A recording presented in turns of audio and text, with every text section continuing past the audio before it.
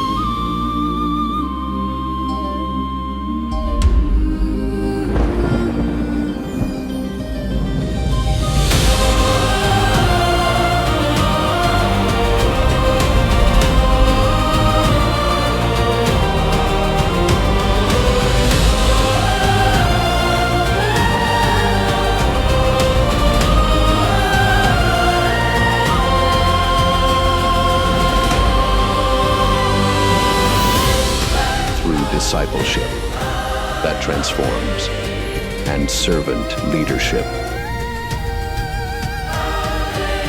With a new heart and new spirit. Jesus Christ, to God be the glory. One church, under one God, with one vision. Carrying an ancient mission.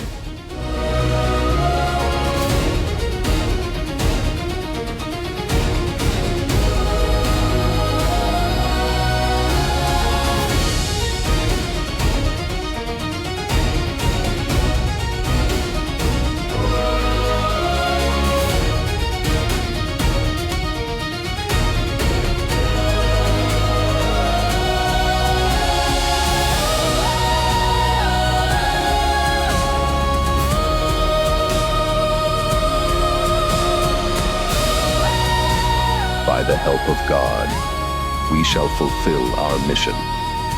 By the grace and mercy of God, Jesus Christ, to God be the glory, remains.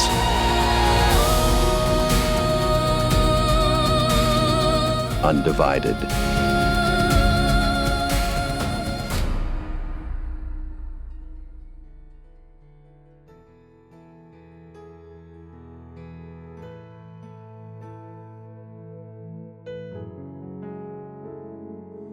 Magandang araw po sa inyong lahat at sa lahat po nating mga kapatiran na nasa Luzon, Visayas, Mindanao at sa lahat po ng ating extension churches sa international. Ganon din po sa lahat po na naka-tune in ngayon na nakikiisa na maghandog sa ating Diyos na buhay para sa ating pagsamba at pasasalamat. Sa pagdinig po ng kanyang dakilang kalooban at banal na salita. Welcome po sa Friends Again ng Jesus Christ. To God be the glory.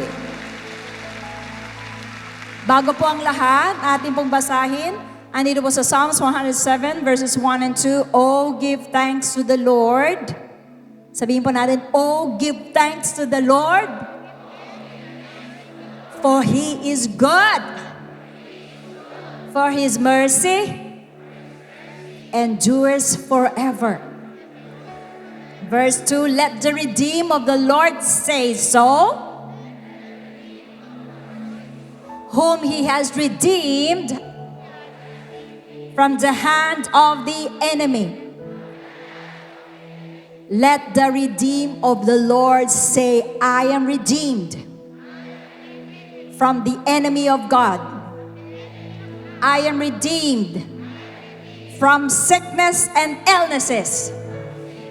I am redeemed from financial troubles. I am redeemed from all problems attacking me. Sabi mo, I am redeemed because I am redeemed of the Lord. Imagine mga kapatid, nung kailan lang ay mayroon po tayong napag-aralan about Polycarp na kung saan siya po ay nais na patayin or execute via burning. At yun nga mga kapatid, ang apoy ay lumobo. Lumobo at hindi po siya nadampian ng kahit ano. At hindi po siya namatay ng apoy na yon. Alam niyo po ba, kahapon lang, andito po siya, meron po tayong brother na kung saan nagsimula ang sunog sa katabi niya, sa katabing gusali niya. At hingi siya ng tulong dahil nga andyan na yung apoy. Siyempre po, alam niyo po, pagkatabi niyo yung nasusunog, mas mataas yung takot natin. Hindi katulad na nakikita lang natin yung apoy sa tapat, di po ba? So nag-pray po kami na nasa G-Code pa. Ngayon, kausap ko lang siya. Ang ginawa ng Panginoon talaga yung kanyang building po na meron 10 million na investment siya. In-spare po ng Panginoon samantalang katabi siya. Ako po'y naniniwala na lumobo rin yun. Hindi rin natampian, mga kapatid, yung property ng isang redeemed of the Lord. Sapagkat, mga kapatid, kung makikita niyo rin po siya sa kanya pong pag-ibig sa Panginoon at paglilingkod sa Panginoon, tunay na nandun po ang pagsisigasig at pagsusumikap. At yan po ang mga bagay na kung saan, mga kapatid, paminsan tayong mga anak ng Diyos, nakakaligtaan natin, nakakalimutan natin yung mga secret protection ng Lord o yung mga biglang protection ng Panginoon, nakakaligtaan natin na available yan sa atin. Anytime na may mangyari sa atin, andyan na lang kamay ng Panginoon upang proteksyonan tayo. Amen po? Because I am the redeemed of the Lord. So ngayon po mga kapatid, tayo po ay manalangin sa Diyos. Purihin ka, Panginoon. Dakila sa lahat na malapit po kami, sir, entering these gates with thanksgiving, O God. Our hearts filled with praises, praises, praises to the one true King. Nilalagak po namin aming mga sarili. Patawarin mo po kami, Panginoon. Marami po kami pagkukulang. Lalo't kahinaan, Panginoon Diyos. Dalangin namin patuloy na kayo po, Panginoon. Gawin niyo po kaming tapat. Pag-ubrahin niyo po kami ngayong araw na ito. Nang sa ganon, bawat bibigkasin po namin na pagsamba sa iyo, pag-awit sa iyo, at pakikinig namin ay punasan niyo po ng iyong banal na langis. I-anoint niyo po ang bawat isa. Na pumasok po kami dito, perhaps, Panginoon, na meron kaming emptiness or half-filled, a quarter filled, or 75% filled. Lord God, lalabas po kami, Lord, ng 100% filled with the power of the Holy Spirit. There's gonna be love and joy and peace. Such things, Lord, na ikaw lang nagbibigay. Panginoon, dalangin namin na punasan mo aming mga tenga sa pakikinig po namin ng iyong banal na salita. Basbasa mo, Panginoon, ng iyong lingkod. Amin pong mahal na bishop, nakikita mo po, Lord God, ang kanyang puso nagpapagamit sa iyo. Ibigay mo po sa kanyang triple portion of anointing na kung saan lahat po, Lord, na mensahe mo, palabasin mo po sa kanyang mga bibig. Ito po ay aming matanggap. Any word of encouragement, any word of enlightenment, any word of correction, word of strength, Panginoon, yan po, Lord God, ang marinig namin ngayong araw. Yan, maraming salamat. Alam namin, tagumpay na ang Panginoon. Makarating lang po kami dito, isang malaking tagumpay na. Kaya mula umpisa hanggang matapos, Panginoon Diyos, ay taglay namin ang spiritual na tagumpay. Hindi lang spiritual na tagumpay, literal na tagumpay, Panginoon Diyos. Kaya ngayon pa lang, Advance, thank you po sa aming minamahal na Diyos. Lahat ng glory and honor sa iyo lamang. In the mighty name of Jesus Christ, everybody say Amen.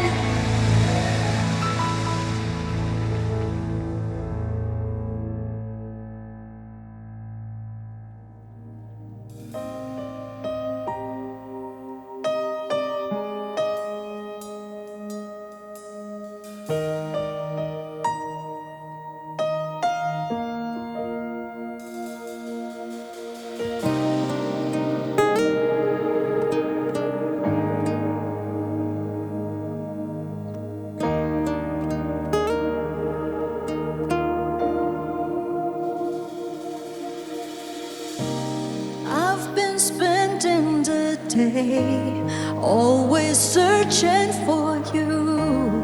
I have freedom in you, oh Lord.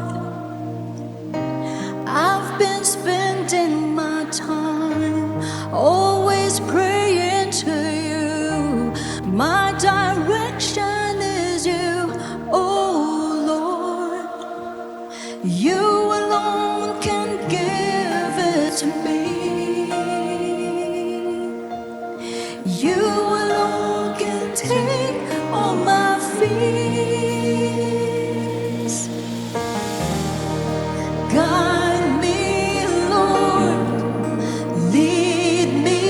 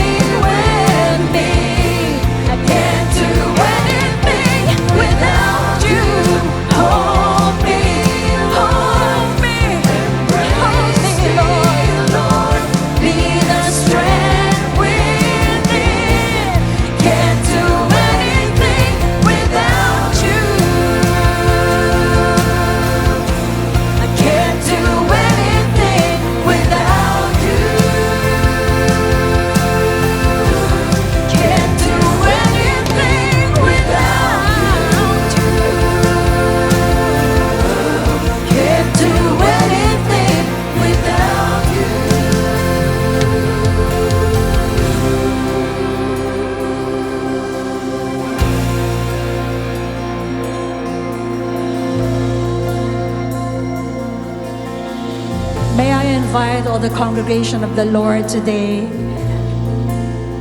And let us pray to the Lord. Sabihin natin, Lord, please guide me. For whatever na every day na kailangan natin ng Panginoon, sabihin natin, Lord, guide me. Just pray for a little. Like 1 minute prayer, guide me, Lord. Lead me, Lord. Ano man ang meron sa buhay natin na kailangan po natin ng guidance ng Lord. Lord, please direct my path.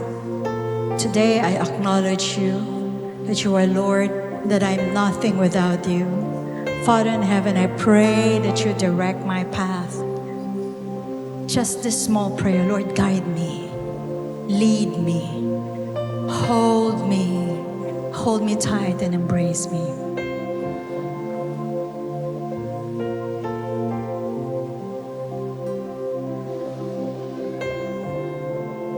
Guide me. Guide me.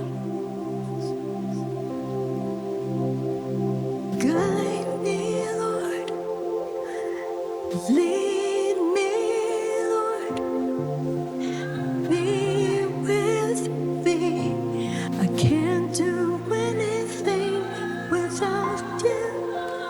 Hold me, Lord.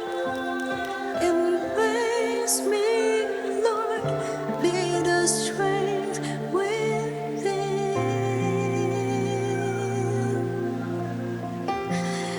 Be the strength within.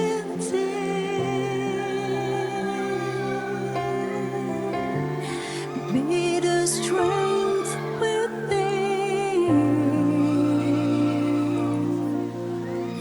Ikaw ang aming kalakasan, Panginoon. Lord, our strength, dwell in us. Jesus, my strength. Oh, my strength, dwell in us. Jesus, my strength. Dwell in us. Dwell in us. Allow the Holy Spirit's strength to dwell. Hayaan mo natin ang kalakasan. Hindi mo na kaya yan, kapatid. The strength of the Holy Spirit, let it dwell. Let it rest upon you now. Holy Spirit, strength, rest now. Dwell. Dwell. Dwell among your people, Lord. Oh, my strength, my hope, my grace is you, Lord. Jesus.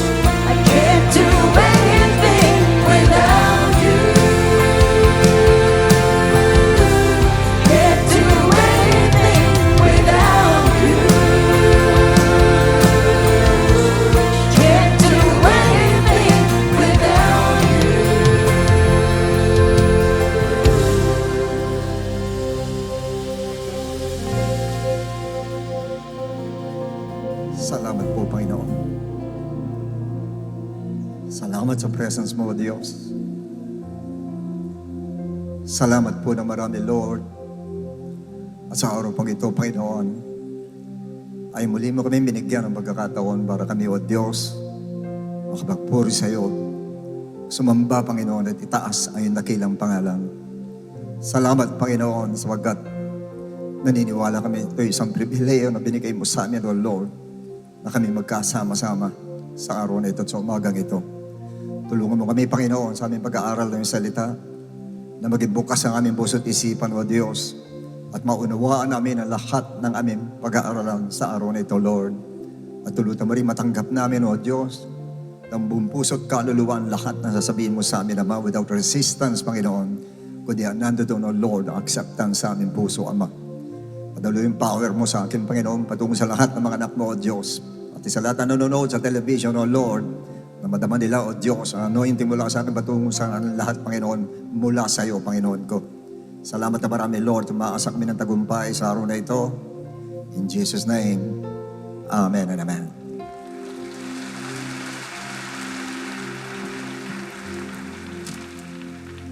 Okay, purihin ng Diyos, mga kapatid, at sumayin nyo ang kapayapaan ng ating Diyos at pagpalain tayo ng Lord sa araw na ito. Salamat sa Lord sapagkat muli nadama natin ang power ng Lord, ang presence ng Lord na siyang pinakamahalaga sa ating lahat po. Every time tayo po atin ng service, huwag nating kakaligtaan na dapat po na-feel natin ang presence ng ating Lord. Yun po ang yun ang power ng ating Lord na pag nadama natin po ay talagang nagbibigay ng strength po sa atin, nagbibigay ng kalakasan po sa atin lahat. Kaya huwag kayong mapayag lalabas sa lugar na ito na hindi nyo nadama ang presence ng Lord.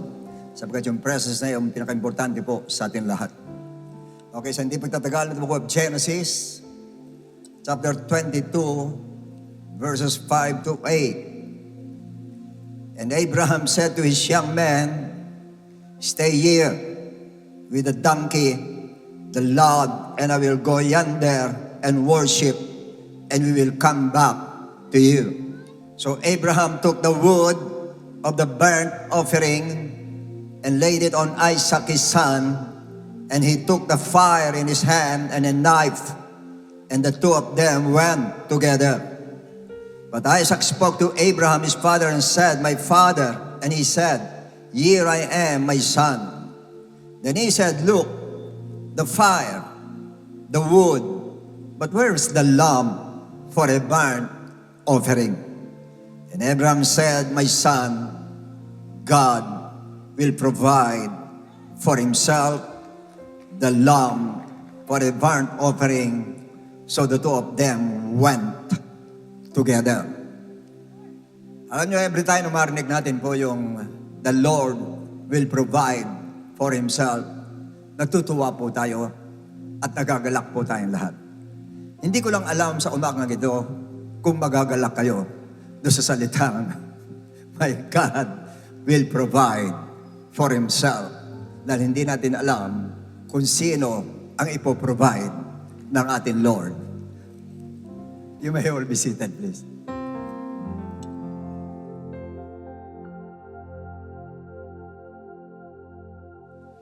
Okay, brothers and sisters, one of the greatest tests of faith was experienced by our father in faith, Abraham. And it was when God instructed him to offer his son Isaac as a burnt offering, which meant Abraham had to kill his own son.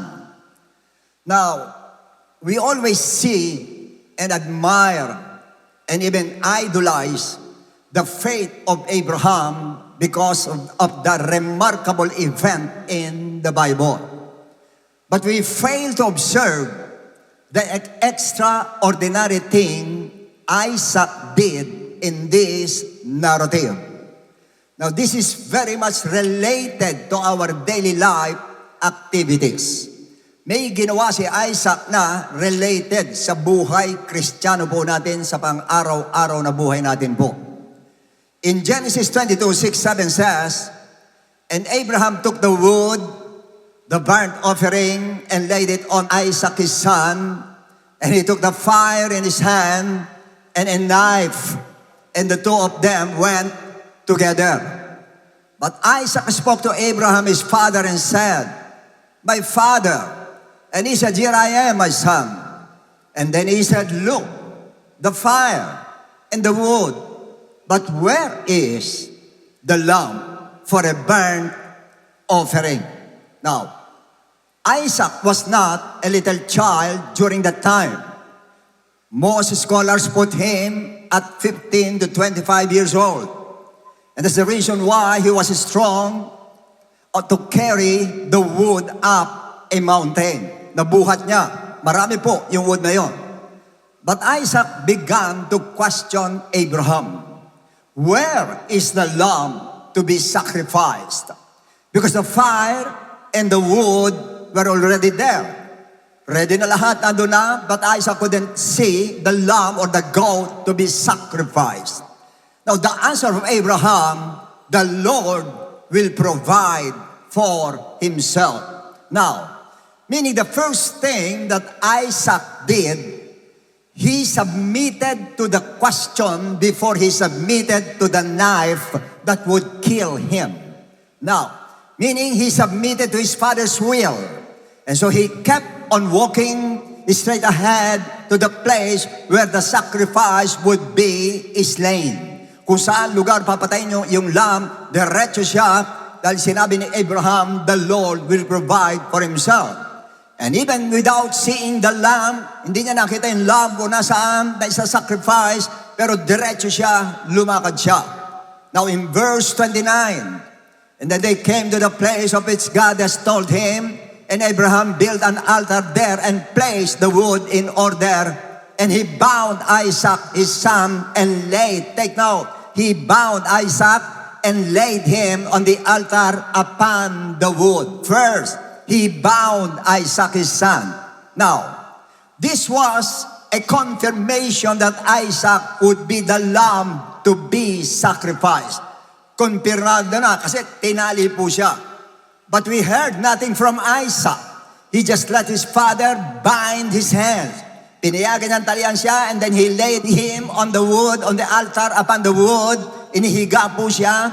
In short, Isaac surely knew that he was the lamb to be offered. Alam na niya. But there was no record that Isaac nagkaroon ng resistance, wala po siyang pagtanggi po. He did not fight against his father, though he had the strength to do it. Kasi bata pa siya. There was no crying. There was no word of sentiment. There was no bargaining. There was no arguing. But he let himself tied up and laid down on the altar without any question. And that is a complete submission and acceptance that he was the lamb to be sacrificed. Now, let us connect Isaac with our Christian life. Sa atin naman ngayon. Madalas po kasi sa hindi. Marami sa ating iba nagsasabi, Lord, I'm tired of taking care of my bedridden mother, bedridden father, bedridden grandmother, grandfather, bedridden wife or husband. Pagod na po tayo. I'm so tired, Lord. When will this end? Kailan kaya magtatapos ito? Hanggang kailan kaya ang pagtitiis ko? Madalas nasasabi natin, I'm tired of raising my disobedient, violent, and disrespectful son and or daughters. Yung aking anak, napakasuwael, hanggang kailan ko pagtitiisan ito? I prayed, I disciplined, and love him or her. Minahal ko na siya. Why are they changing? Hindi sila nagbabago. Ganun pa rin sila. Even naman, I'm tired of living with my arrogant husband. Walang ginawa ko di magmura, mag-mistreat sa akin, nami-mistreat ako. At yun naman iba, I'm tired of my wife, kasi yung wife ko masyadong nagger, masyadong madaldal, dahil talaga nga maingay, badal sa bahay, maingay, hanggang kailan? And he refuses to accept mistakes. Ayaw tumanggap ng mali. I'm so tired, Lord. I'm so tired. What kind of life is this? Minsan nasasabi natin ganon. Dahil sawa na tayo sa sacrifice na dinadanas natin. And I keep on sacrificing, but it's not getting better. Ang nangyayari, nagiging worse pa. Bakit nagkakaganon? As if you're saying, I don't deserve this kind of life. Nasasabi natin, hindi ako karapat-dapat sa kanong buhay. Hindi ako deserve sa kanong buhay. Well, if that is the case, then you are asking God, Lord, where is the lamb to be sacrificed? Kasi hindi ka mo ikaw eh. I'm not the lamb because I'm already burned out. I'm already tired. I don't deserve it. Kaya hindi ako yung lamb. Yan ang nasa mind po natin.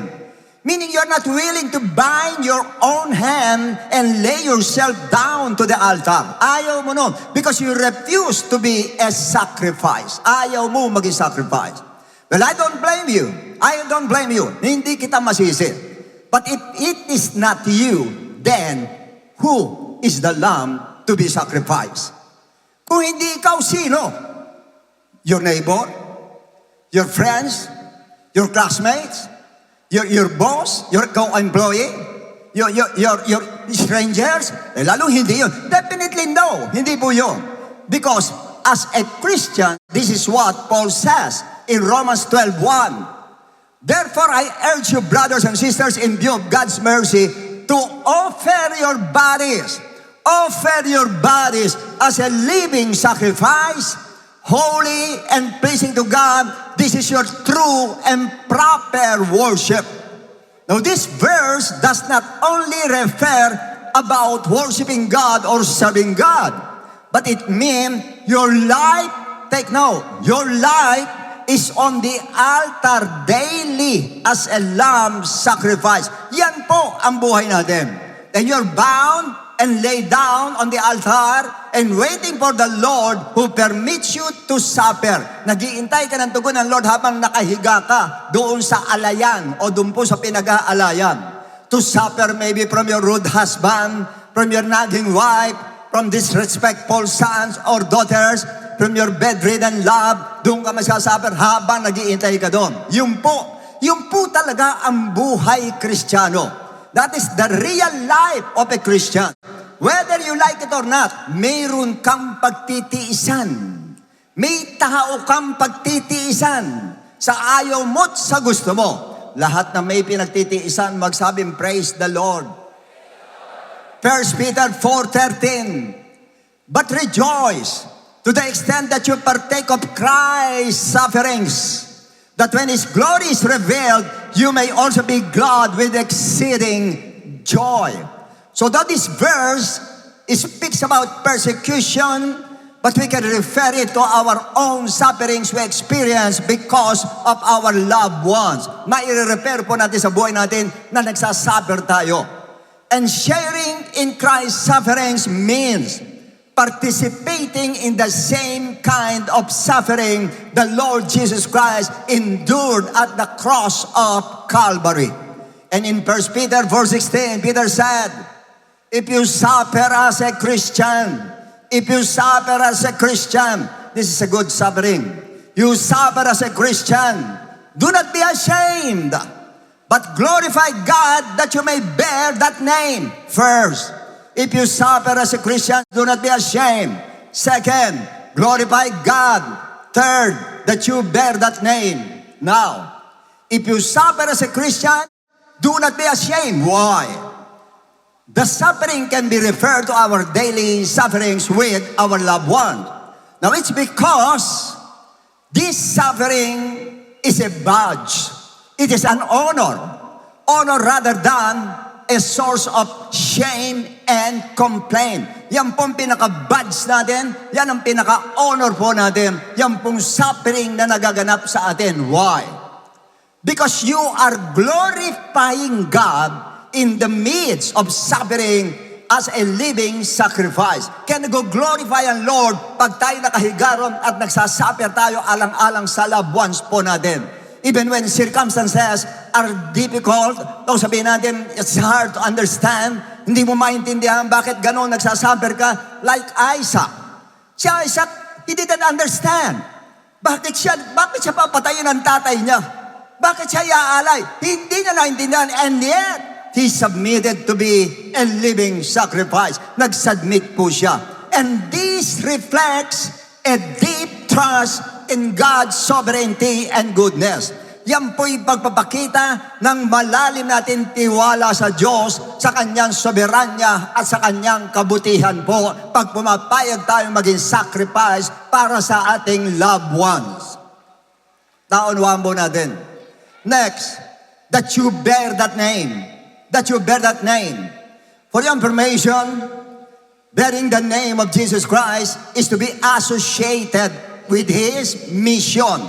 Pag sinabing name ng Lord, isinama sa atin, kasama po ang mission ng Lord. Mission of discipling, mission of soul winning, check tayo dyan, okay tayo dyan. But yung pangalawa, associated with His suffering. Yan ang problema. Dahil pagdating sa suffering, ayaw natin ang suffering. Mission, gusto natin. Suffering, ayaw natin. But honestly speaking, you cannot claim the name Christian if you're not willing to bind yourself on your own hands and lay down yourself on the altar. Hanggat hindi ka pumapayag ng ganon, hindi pwede sabing Kristiyano ka. And serve as a living sacrifice to suffer for the sake of your loved ones. Now, honestly speaking, yun po talaga ang isang Kristiyano po. And that's a problem. Yes, marami sa atin po, you suffer and wait for her or for his change. Nag-aantay tayo, magbago yung ating anak, magbago yung ating mga asawa, magbago sila. Nag-aantay tayo, but you just stand before the altar of sacrifice. Nakatayo ka lang, ayaw mo humiga doon. Ito altar, ayaw mo humiga sa altar, ayaw mo itali yung kamay mo, nandun ka lang, nakatayo ka lang. While with grumbling, with complaining, telling to other people about his weaknesses, with bitterness, and most of the time, may anger tayo, galit tayo, inis po tayo. And worse is that, ikaw kung mismo nagsasabi, hindi na magbabago ang taong yan. Yan ang matindi. Why? Bakit nasasabi natin ganon? Because you don't want to bind your hands. You don't want to lay yourself down on the altar, which is the key to obtain success in your suffering. Kung gusto nyo maging successful sa suffering po, magpatali ka ng kamay, humiga ka dyan sa alayan ng ating Diyos na buhay. Now, the question is, what does binding yourself and laying yourself down on the altar mean? Ano ibig sabihin nun? First, bind your hands means to bind your hands to a commitment. No matter what, you will not let your wife or your husband or your son or daughters, your loved ones, to remain under the influence of the world or the devil. Hindi ka papayag, committed ka na hindi ka papayag. Which means I will not give up no matter what.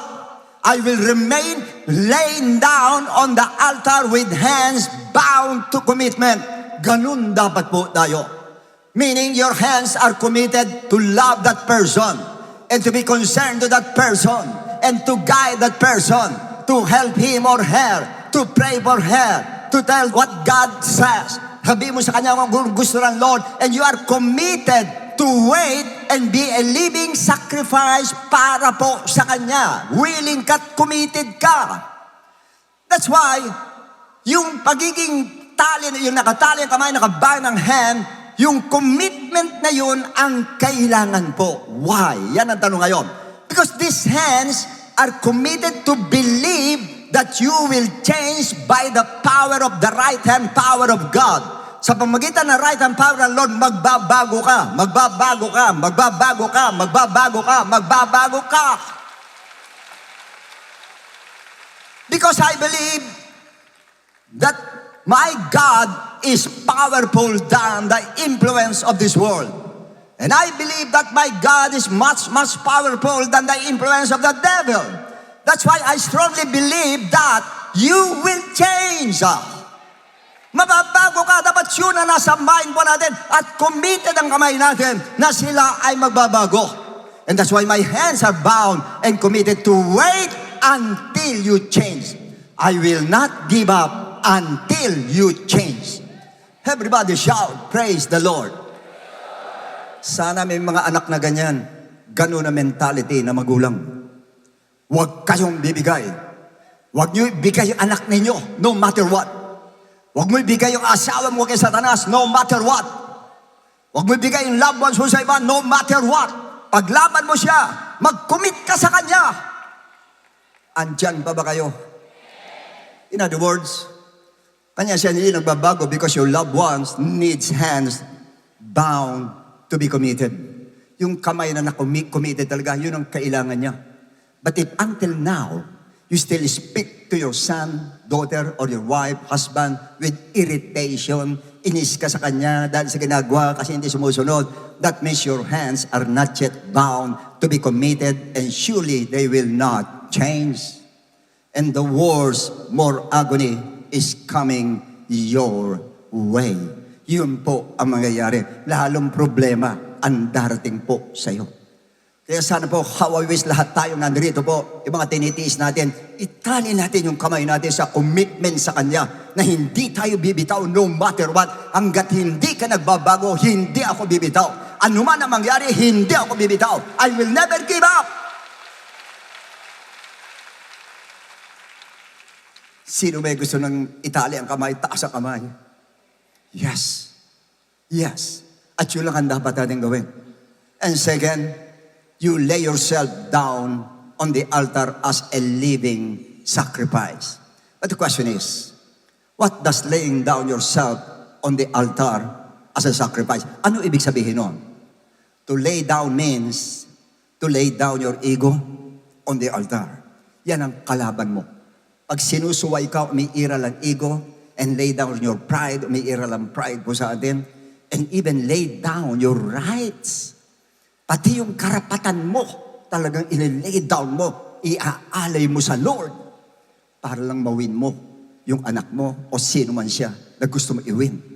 And even your own concept, isusuko mo, ililay down mo doon po sa harapan ng altar ng ating Lord para makuha mo ang taong yan. Like what Isaac did. Ganun ang ginawa ni Isaac. He let his father bound him to a commitment. Pero yung lamb sacrifice, pumayag siya, he was the lamb. Eh, kung tatanungin natin, nagtatanong si Isaac, where is the lamb? Hindi lang masabi ni Abraham, you are the lamb. At ako rin nagsasabi sa inyo lahat, we are the lamb.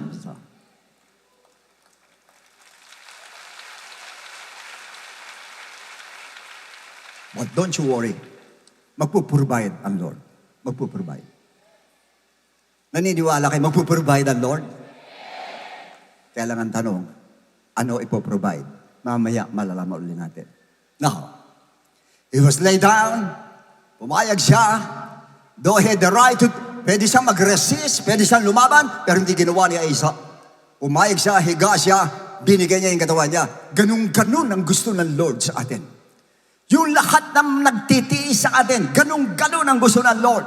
Yung ganung klase ng submission ang gusto ng Lord. Isubmit mo sa altar ang katawan mo, isubmit mo ang will mo, isubmit mo ang right mo, isubmit mo everything in you, submit mo sa Lord.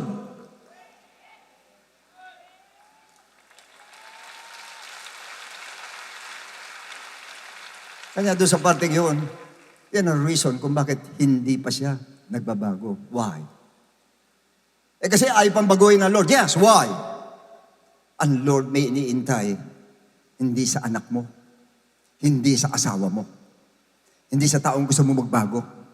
Sa'yo may iniintay ang Lord. Why? Ayaw mo pang humiga doon sa altar. Ayaw mo pang itali ang kamay mo sa commitment sa Kanya. Unless nagawin mo yan, hindi magbabago yan. Maniwala po kayo sa akin. Why? One of the major reasons why He allowed those things to test you, my friend.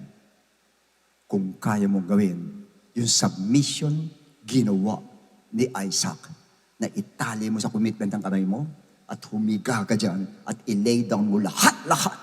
Yung mga pinaglalaban mo sa anak mo, ilay down mo lahat doon sa altar. At ang Diyos naman, ang bahalang kumilos sa Kanya.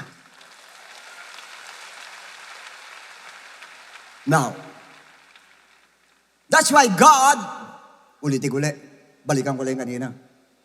Kung gusto nyo magbago yung loved ones nyo, tali mo kamay mo, humiga ka doon sa altar.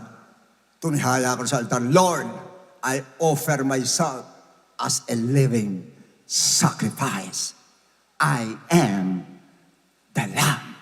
to be sacrificed.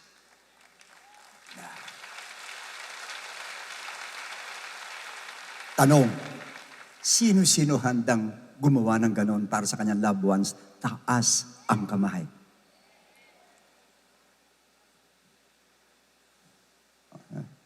Okay na. Tignan natin. Mamaya itetest ka niyan.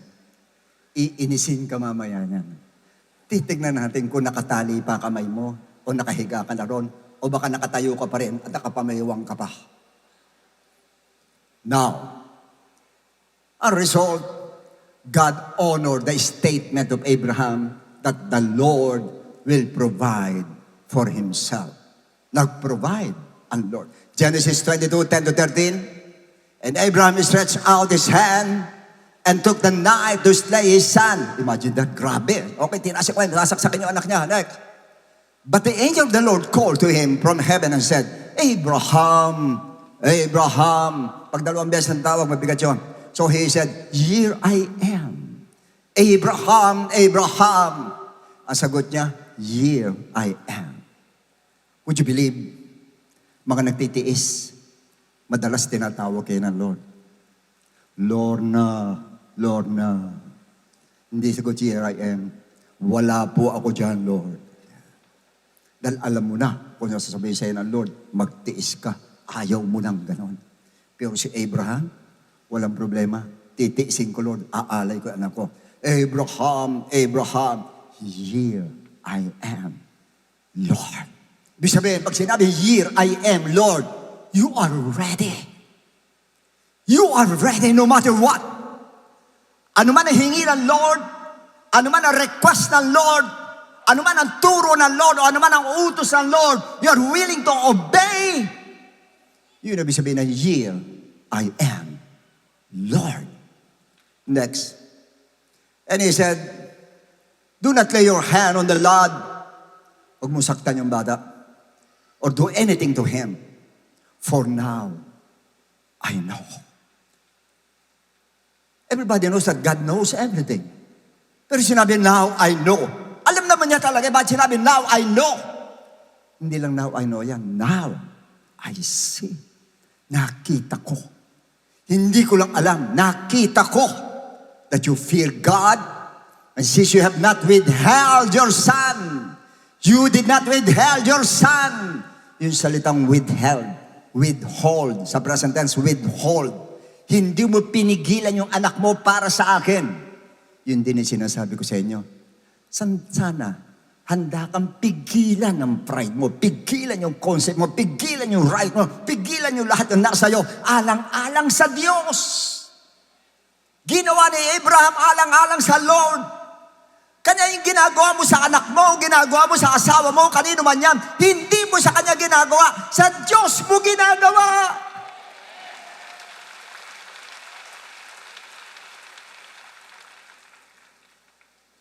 Withheld your son, your only son from me. Next. And then Abraham lifted his eyes and looked. Hindi niya nakita kanina yan, pero bigla niya nakita.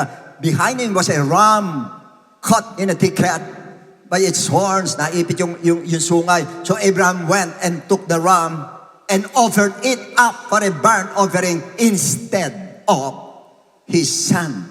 In other words, nag-provide ng substitute ang Lord na naipakita niya na kaya niyang gawin anuman, kaya niya i-sacrifice anuman, alang-alang sa atin, Lord. At ako rin naniniwala, kung tayo kaya lang natin i-sacrifice ang lahat, alang-alang sa Lord, na yun sa loved ones mo, magbago alang-alang sa Lord, ipakita natin sa Lord. And that's what God is waiting for you. Yan lang ang iniintay ng Lord sa iyo para magbago yung anak mo, magbago yung sino gusto mong magbago. Yan lang iniintay. To show Him that you're willing. To show Him that you are willing and able to bound to commitment while laid down on the altar. Dapat po willing tayo. Makita ng Lord na ganon. Na talagang willing ka, Lord, nakatali ako sa commitment sana ako, hanggat hindi nagbabago, hindi ako bibitaw, Lord. Magpe-pray ako sa iyo, Lord. Pangangaralan ko sa iyo, Lord. Hindi ako bibitaw, Lord. At dito, nakahiga ko, Lord. Nakaalay na buong buhay ko, Lord. Alang-alang sa anak ko, alang-alang sa asawa ko, iaalay kong buhay ko, Lord. Yun ay iniintay ng Lord. And once you're willing to do that, surely, He will provide for you. A substitute? No. Bakit kay Abraham may substitute? Sa akin dapat substitute? No, not substitute. In our case, there's no substitute because you are the lamb to be sacrificed. And yet, He will provide. He will provide you. Provide what? Yan ang tanong ngayon. Isaiah 40:29 NLT. He gives power to the weak. He will provide power. He will provide strength. Para sa ganun matagalan mo, ma-endure mo ang iyong tinitiis hanggang sa magbago siya.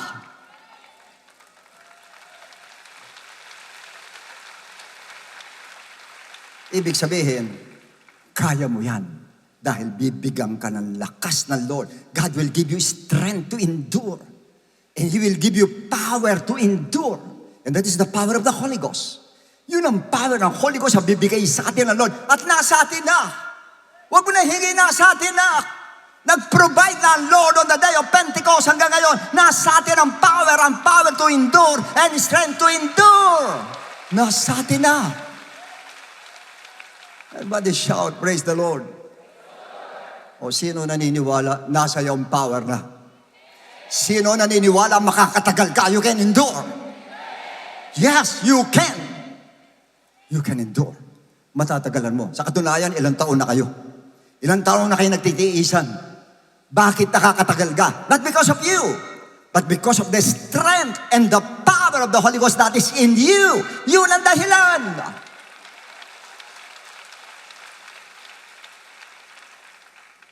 Ang tanong na lang, until when will you suffer? Hanggang kailan kaya ako magsasuffer? Mabilis lang yan. 1 Peter 1:6. So be truly glad. There is wonderful joy ahead. There is wonderful joy ahead. Yan ang nangyayari sa'yo, tinitiis mo. Meron joy doon sa harapan. May joy sa harapan yan. Lahat na nagtitiis mo, ulitin ko ulit, may joy sa harapan niyan. May kagalakan sa harapan niyan. May kapayapaan sa harapan niyan. May blessing sa harapan niyan. Even though you must endure many trials. Ano ibig sabihin nun? Pagkatapos niyan, may susunod na naman titiisin ka. Wala pong katapusang pagtitiis po yan. Kaya ang sabi ng Lord, ang makatiis hanggang wakas, ang siyang maliligtas.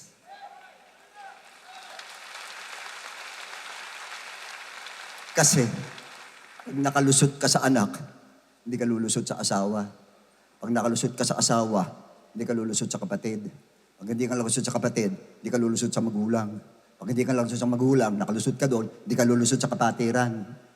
Sino-sino sa atin dito, ang daming inis na inis sa kapatiran. Ang dami natin kaya magkakainisan talaga. Hindi ka lulusot yan. Merong pirmi yan. But then, hanggang kailan? For a little while. For a little while. Sandali lang naman pala. Talaga sandali lang. Dahil sa atin, 1,000 taon, isang araw lang sa Kanya. Kanya sandali lang. Naunawahan mo natin. For a little while. Honestly, ibig sabihin ng for a little while is temporary lang. Hindi po permanente yan. Temporary lang. Basically, nangyari na po yan. Tatawag akong magpapatotoo sa inyo. I would like to call on Sister Rosa muna. Sister Rosa. Naku, matagal na po sa atin, Sister Rosa. Matagal na ito. Sister Rosa, how many years ka na sa faith dito sa atin? To God be the glory. Mga 20, mahigit 20 years. Dito ka dito. Mahigit 20 years. Okay. Ano ang naging problema mo sa anak mo? Nasama-sama sa samang bata.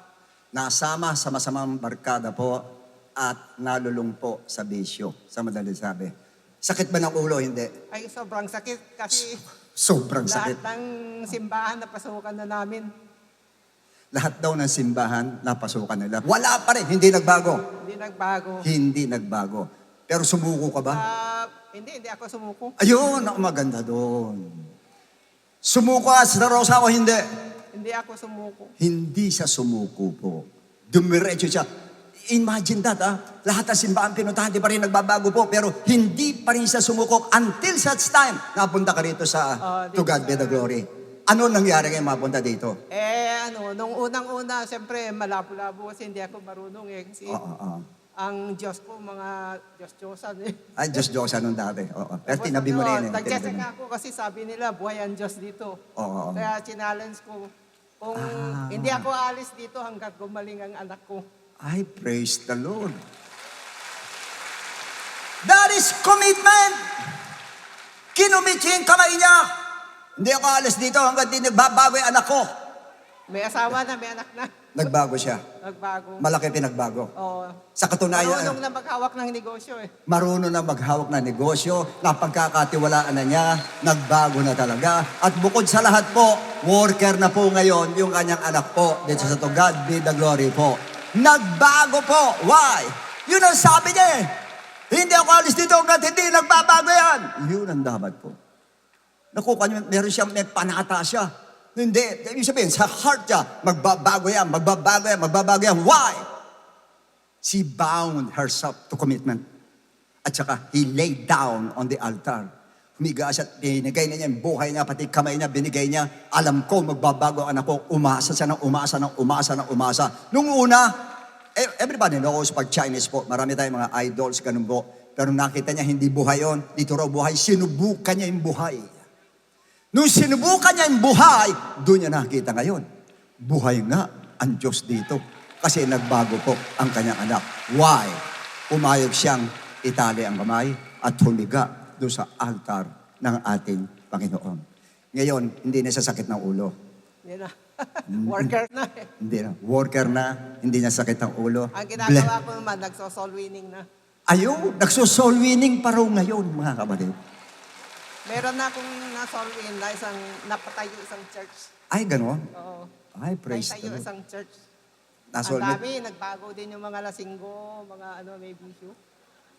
mga Nagbago sila lahat. mga lasenggo. Oo. Oh, grabe. Tapos Oy. pinagpala ng Panginoon. Praise the Lord. Nagbago na, pinagpala pa ng ating Panginoon. Why? May isang Sister Rosa na nagpatali ng kamay at humiga doon sa alayan ng ating Lord. Yun ang sikreto po. Sigurado. Kayong lahat na nandito, magbabago yan. Sigurado po. Okay, thank you so much, Sister Rosa. And may God bless you. Meron pa isa, Sister Precious. Okay, Sister Precious, para mabilis tayo. Ano dati ang asawa mo? Sobrang seloso, mainti ng ulo, sugarol, lasenggo, babaero, lahat na po ata. All of the above. Teka, sandali. Nung pinakasalan mo, alam mo ba siyang ganon? Actually, noon po hindi. Yan ang problema sa mga lalaki. Hindi naman sasabihin ng lasenggo siya eh. Hindi sasabihin mo sa mainit ang ulo niya, puro gentle yan. Bakit hindi mo alam, saksakan na init ang ulo niya. Okay, sige. Ano siya ngayon? Noon, ano nangyari ngayon nung ganon siya? Yan. Sobrang nagtiis po ako ng 13 years sa kanya. 13 years. Opo. Hindi ka bumigayo o sinabi mo, ayoko na, wala ka ng pag-asa, hindi na magbabago. Hindi ka bumigay na ganon.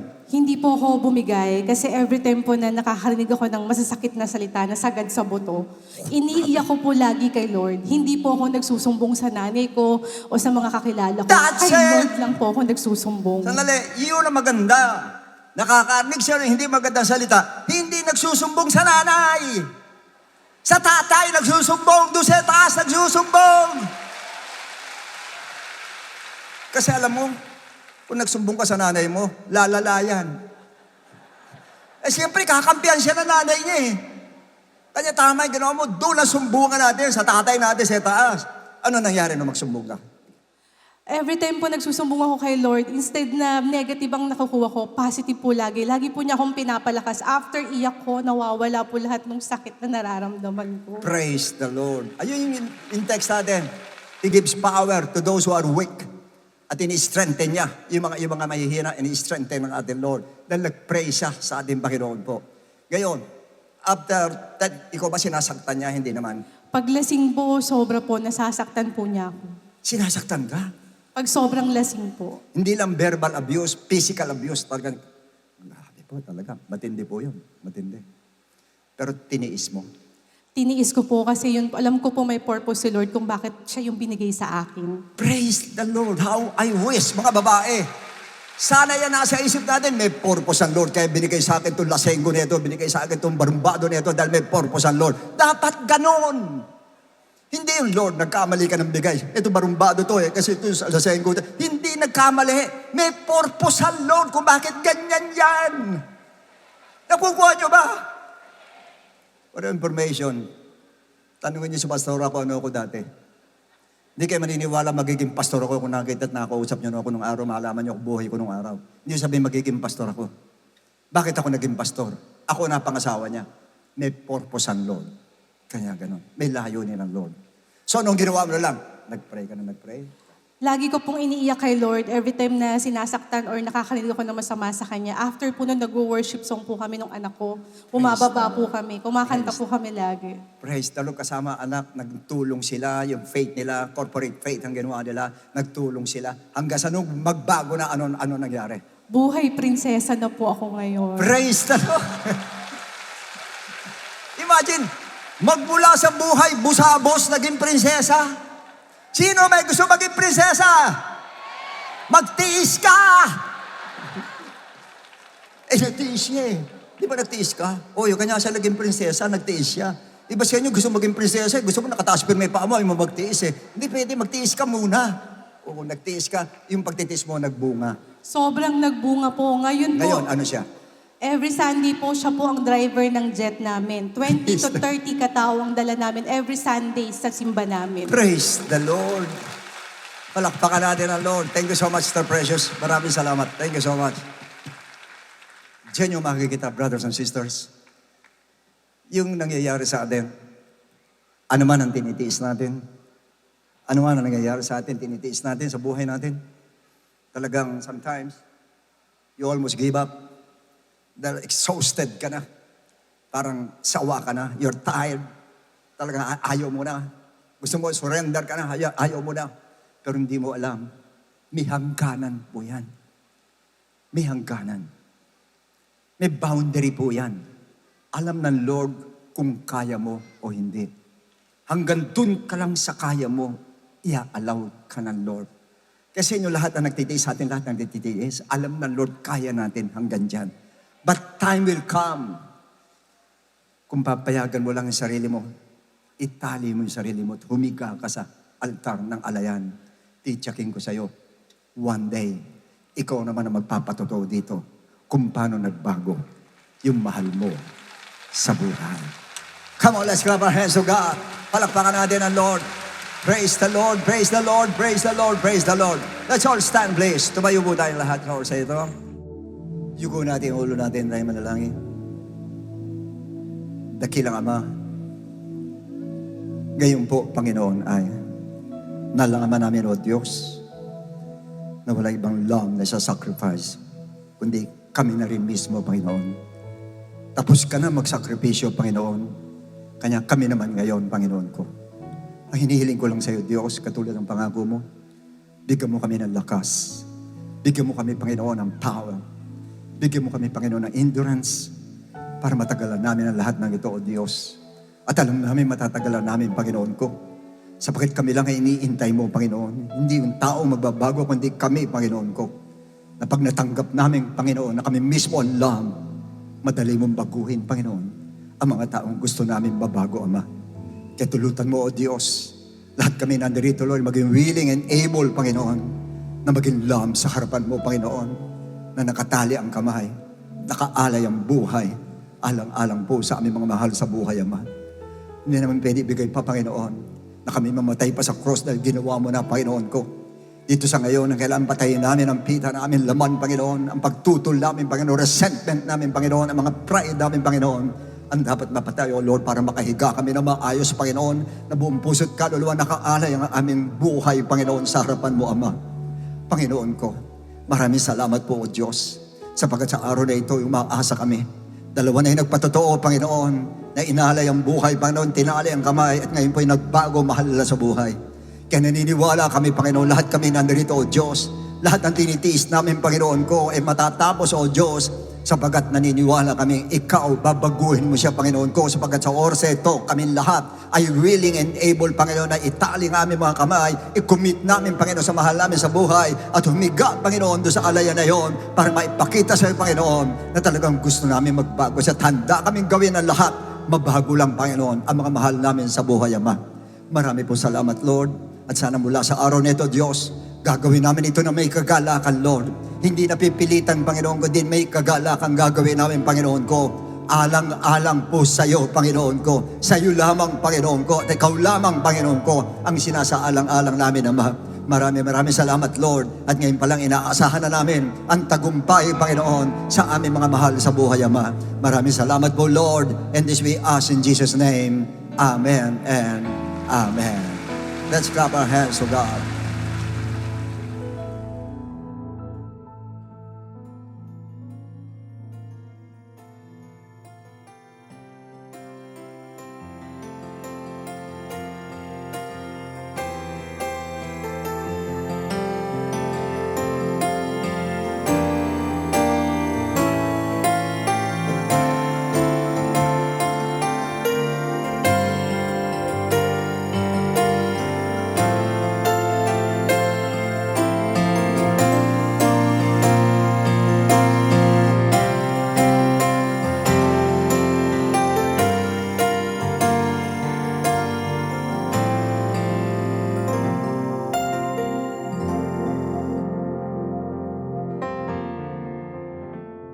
Praise the Lord. Maraming salamat po sa Panginoon sa napakagandang mensahe na ipinagkaloob po ng Lord sa bawat isa po sa atin upang tayo po ay maging bound to a commitment na maging living sacrifice po. While sa atin naman po mga first-time visitors po na nandito, sa mga first-time guests po natin or viewers po natin, naniniwala po ako na ang bawat isa po sa inyo ay kinausap po na ating Panginoon. Dahil batid po niya ang inyong pong mga kapagalan, maaaring iba po sa inyo, tumadaan ka sa mabibigat na pagsubok, sa mga sufferings, sa mga sakripisyo. Pero alam niyo po, napaka-bless po nating lahat. Dahil ang Panginoong Hesukristo po, ang siya na pong nagsakripisyo ng kanya pong buhay upang matagalan po natin at mapagtagumpayan po natin ang ating pong mga pinagdadaanan ng mga suffering na dinadanas.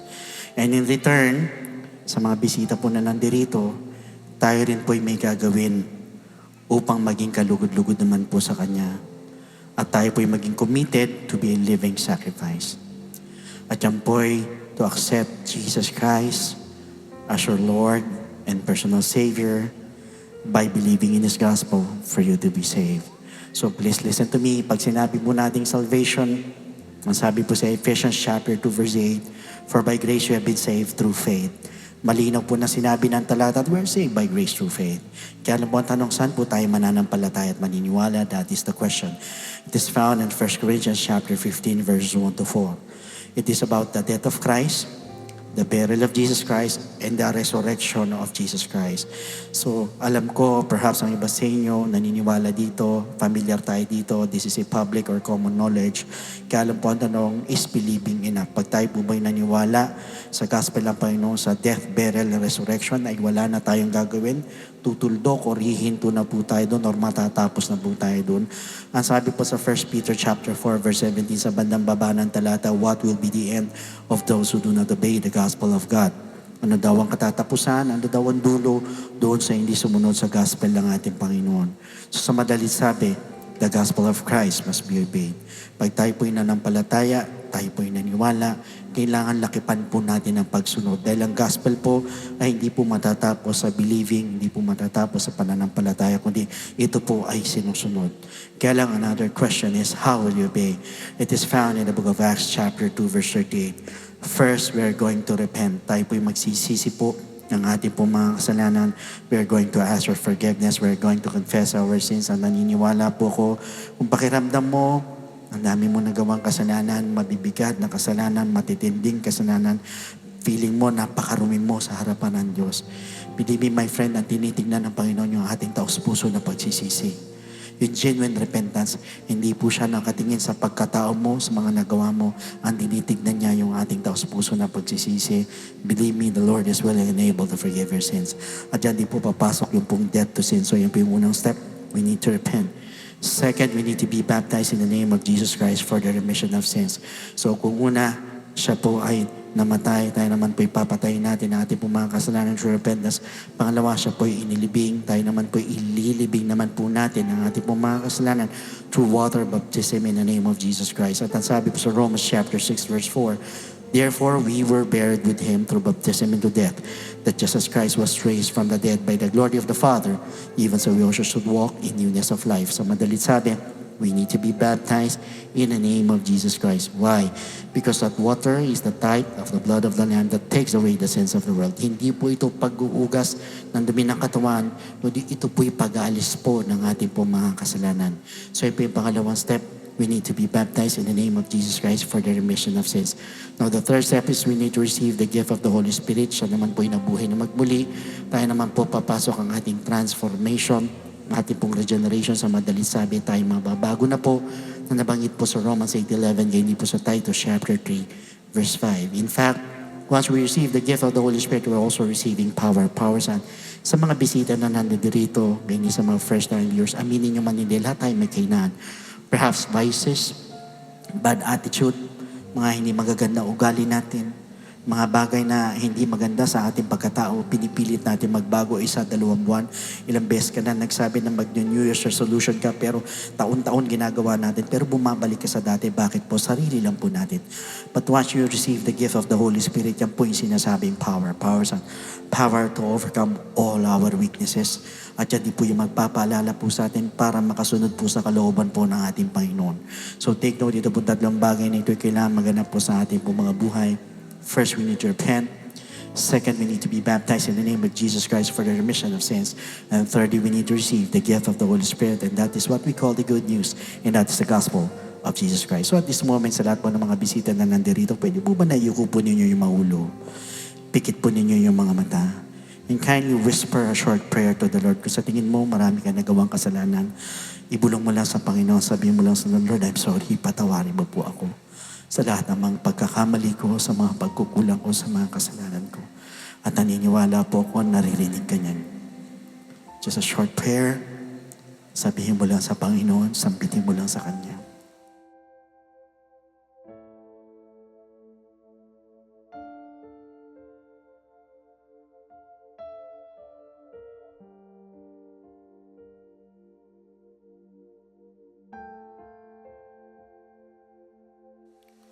At habang nakayuko po ang inyong mga ulo, nakapikit ang mga mata, pwede po ba na itaas po ninyo yung dalawang kamay bilang tanda ng pagsuko at sumunod po kayo sa maikling panalangin ito na pagtanggap. Habang binabanggit po ninyo itong mga panalangin ito, patuloy tayo po magsisi at tayo po sa likod, tumayo po tayo, tapat po natin yung kamay po natin sa kanila. Sige po, sumunod po kayo sa akin. Panginoong Jesus, Panginoong Jesus, lumalapit po ako sa iyo malapit po ako sa iyo bilang isang makasalanan. bilang isang makasalanan. Patawarin mo po ako Tawarin mo po ako sa lahat ng aking mga pagkakamali sa lahat ng aking mga at pagkukulang. at pagkukulang. Sa oras na ito, Sa oras na ito, tinatanggap po kita natanggap po kita bilang sariling ang tagapagligtas sariling at tagapagligtas tinatanggap po kita at tinatanggap po bilang kita Diyos ng aking buhay. Diyos ng ating buhay. Naniniwala po ako Niniwala po na ikaw ay namatay, ikaw ay namatay, ikaw ay nilibing, ikaw ay nilibing, at sa ikatlong araw sa ikatlong ay araw nabuhay na ay magmuli. nabuhay na magmuli. Tulungan mo po ako Tulungan mo po ako makapagsimula makapagsimula ng bagong buhay bagong buhay. at idagdag mo po ako Idagdag mo po ako sa iyong kaharian. sa iyong kaharian. Maraming salamat po Maraming sa salamat pangalan ni Jesus. sa pangalan ni Jesus. Amen. Amen. Praise the Lord. Yan po yung first step. Para sa pangalawang step po, sa kanan po ninyo, on your right. Sunod lang po kayo dun sa orange flag po na yun. Huwag po kayo maglalami. Share lang po sa inyo ng mas detalyado po tungkol po sa ating pong kaligtasan. Sige po, sunod lang po kayo. Praise the Lord. Samantalang sa ating pong mga first-time viewers, you may contact us or message our Facebook page para po makapagpa-schedule po tayo ng water baptism. So God bless every one of you, and to God be all the glory.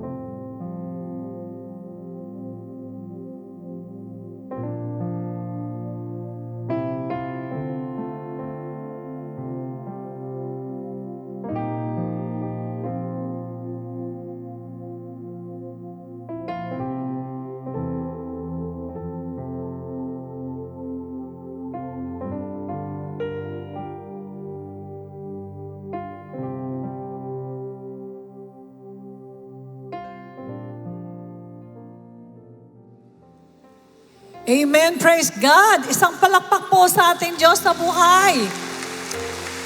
Napakabuti po ng ating Panginoon. Tayo po ngayon ay dadako sa ating pong pagbibigay. James 1:17, every good gift and every perfect gift is from above and comes down from the Father of lights, with whom there is no variation or shadow of turning. Purihin po ang ating Diyos. Napakabuti ng ating Panginoon. God is good all the time. Kasi po, bakit ko po sinabi? Kasi ang bawat isa sa nilikha ng Diyos ay binibigyan niya ng gift. Maraming gift siyang binibigay sa atin. Anong gift yung binibigay niya sa atin? Isa rito yung ating mga skill, yung ating mga ability. Kaya nga po, meron po ako nakilala na kung saan napakagaling niyang mag-therapy, no? Sabi niya, kasi pastora, nung ako ay nag-aaral ng Biblia, may umilaw po sa kamay ko. Kaya magbuhat noon ay pagka naka-therapy ako, gumagaling. Sabi ba, gift yan kay Lord. Dapat mong gamitin yan.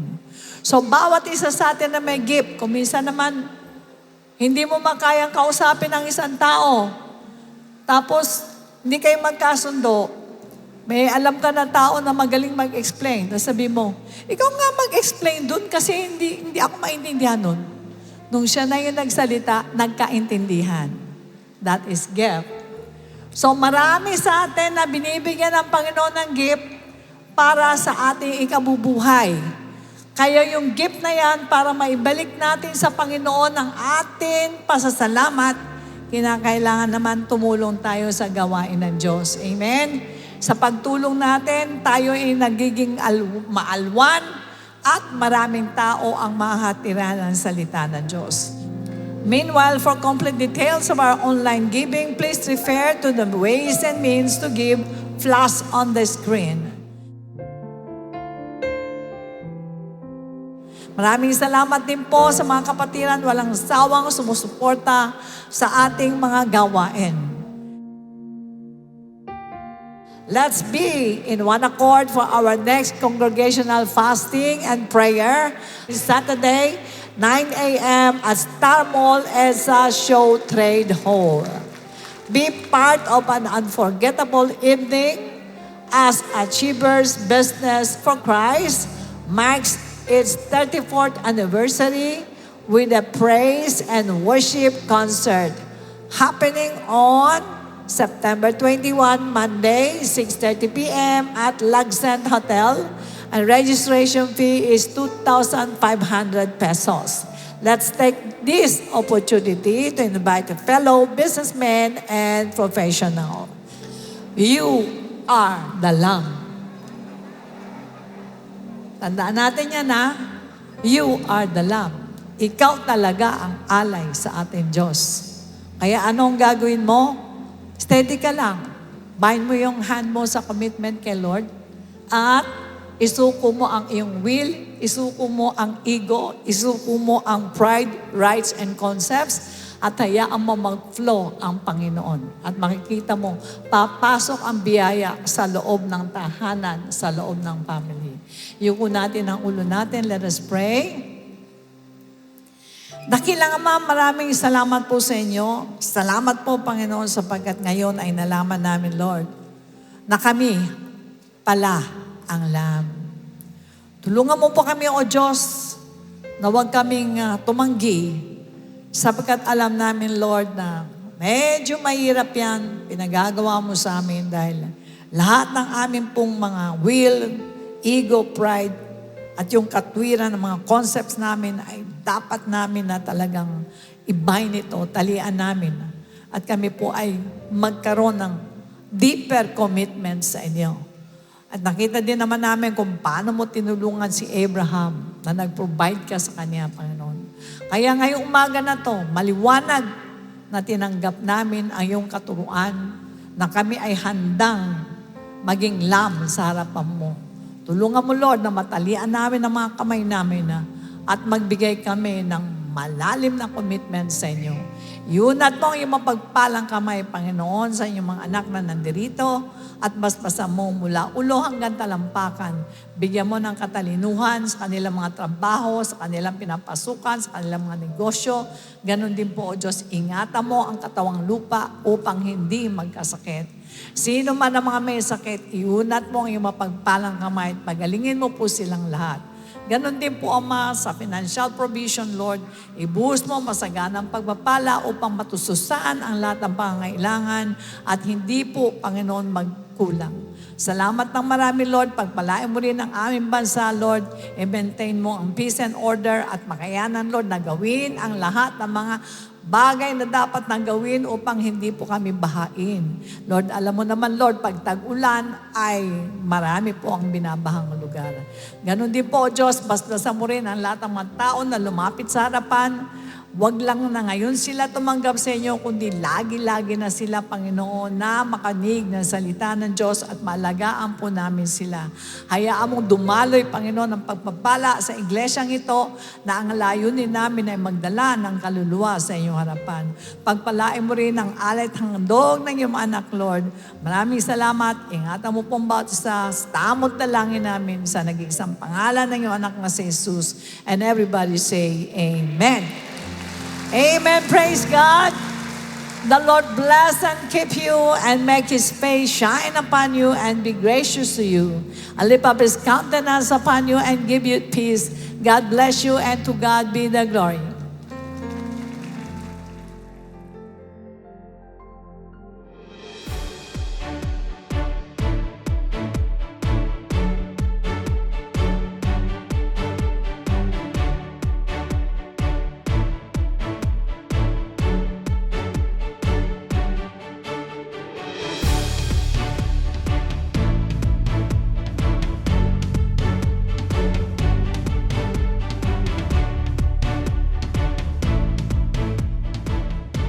A wonderful day in the Lord to our dear brethren. May we kindly have your attention as we share these important reminders. You may kindly refer to these complete details for online giving and jet sell offerings.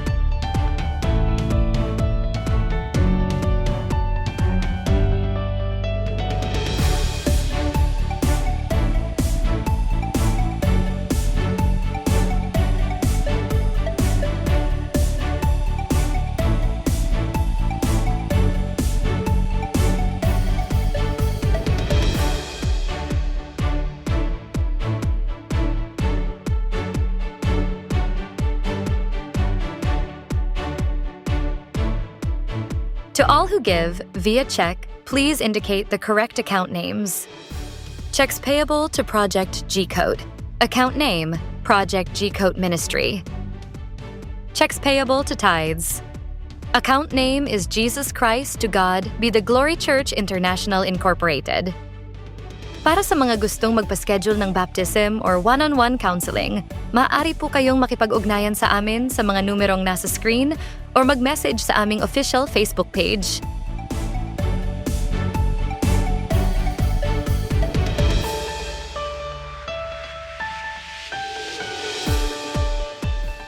We're excited to bring you these church updates to help us all stay spiritually filled. Be part of a powerful worship experience filled with a fresh revival from God. See you at our on-site worship service this Sunday, 9:30 a.m. at Cuneta Astrodome with your families and friends. Let us meditate on God's Word, be blessed by testimonies of grace, and unite in one accord. Join our next congregational fasting and prayer on August 22nd, Saturday, 9 a.m. at Star Mall Edsa Shaw Trade Hall. Be part of an unforgettable evening as Achievers. Business for Christ marks its 34th anniversary with a spectacular praise and worship concert happening on September 21st, Monday, 6:30 p.m. at Luxent Hotel. Registration fee is 2,500 pesos. Gather your fellow businessmen, professionals, and loved ones to celebrate God's goodness together. Hey, 1FCers! The 1FC Lounge is open for your discipleship sessions. Come and enjoy a quiet, comfy space for your 1FC meetups. We're at the devotion area from 7:30 to 8:45 a.m. See you there. The One Following Christ Discipleship Program goes digital. Like, follow, and support our official 1FC pages on Facebook and Instagram. Find us at @1FC Discipleship, and let's begin sharing our mission on a worldwide platform. Stay connected with us. Follow JCTGBTG social media pages today and help boost our online presence. Subscribe to our official YouTube channel. Don't forget to comment, share, and like our online preaching and Infinite Devotion music videos. Connect with us on Facebook and Instagram and discover meaningful quotes and messages by following us on X and Threads. Follow the official TikTok accounts of our church and Infinite Devotion for more inspiring content. We're also excited to introduce our broadcast channels on Facebook and Instagram. Stay updated on the latest church events, announcements, and reminders. Just scan the QR code to join. New name, same devotion. Infinite Devotion is here to bring inspiring songs to your ears as we offer fragrant worship unto our infinitely powerful God. Listen to and follow Infinite Devotion on your favorite music streaming platform. We are delighted to present Infinite Devotion Covers, Volume 1, a collection of praise and worship songs performed by our church's homegrown worship team. Save these songs for your personal worship time and add them to your worship playlist. You may also listen to Infinite Devotion on Shuffle TV, A to Z, Channel 11, Monday to Friday at 5 a.m., Saturday and Sunday at 6 a.m., Light TV Channel 33, Monday, Wednesday, Friday at 12 o'clock noon, Saturday and Sunday at 6 p.m. Listen to Infinite Devotion on One Radio. Put your God-given gifts to work for His glory. Join the Servants Force today. Volunteers and SF workers are especially needed for the Comrades team. Sign up via the QR code, website, or at the info area every Sunday. We are now hiring. We are looking for qualified applicants for the following positions. Interested applicants may send their resumes to HR department at jctgbtg.com.